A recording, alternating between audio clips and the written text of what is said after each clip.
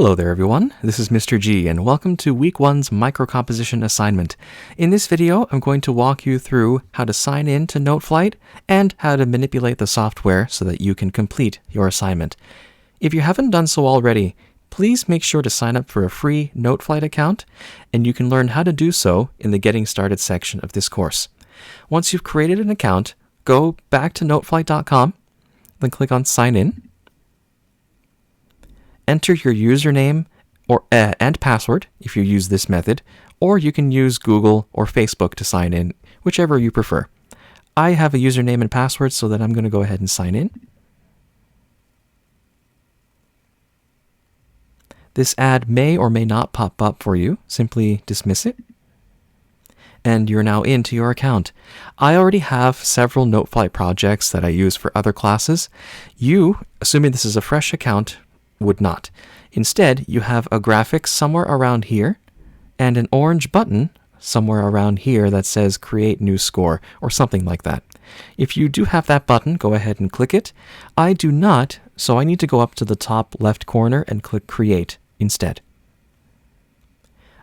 Make sure that Start from a Blank Score Sheet is selected, then click OK. And surely enough, here's your first blank score, with room for a title and composer name. For title, simply put Week 1, Microcomp, Rhythm.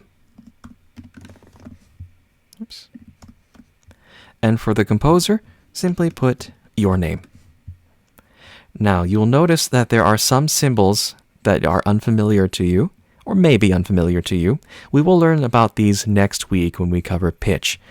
But for now, all we are concerned about is the rest of this, the time signature and the measures thereafter.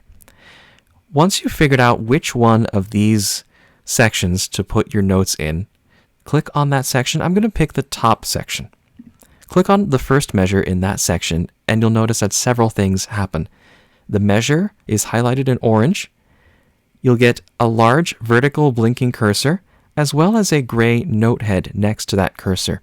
Pick anywhere on that measure to put your note, and then make sure all of your future notes are on that exact same spot. So for me, I'm going to have all of my notes on this line. And when you have that gray note head next to the vertical cursor, simply click, and you can continue to add notes. If you want to delete a note, make sure that it's highlighted by clicking on it, say for instance this one, and then press the delete key on your computer.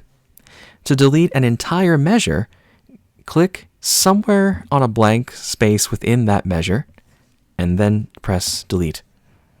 To enter a note of a specific type, say for instance, I want that quarter note to not be a quarter note, I want that to be a whole note instead, you'd go up here to the duration palette, and here you will see each of the notes that we have covered in the lecture.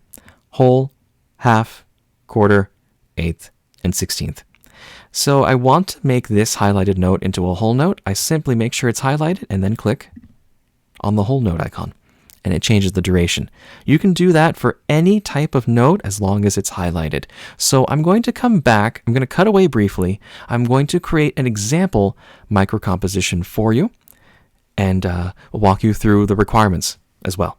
And I'm back with a completed example of a microcomposition, no less. One thing I forgot to mention in the previous part, I apologize, is that Noteflight is very good at filling in the rest of a measure and or making sure that you don't put too many notes worth of music inside of one measure.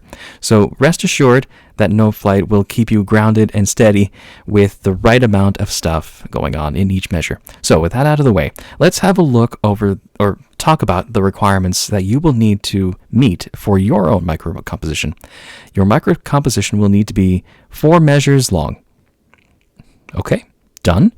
With all of your notes needing to be in the exact same spot, whether it be on a line or on a space in this upper part or lower part.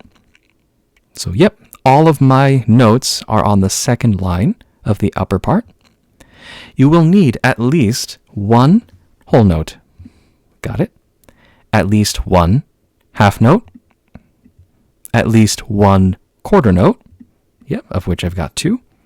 at least 1/4 note's worth of eighth notes. Yep, I've got 2 eighth notes here.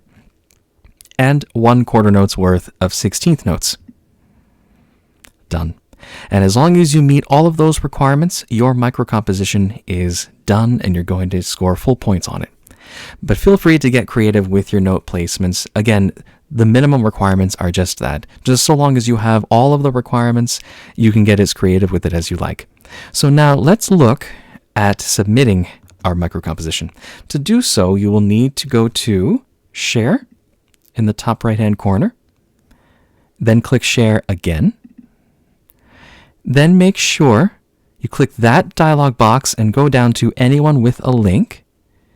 Go over to the right slightly, make sure this says Can View.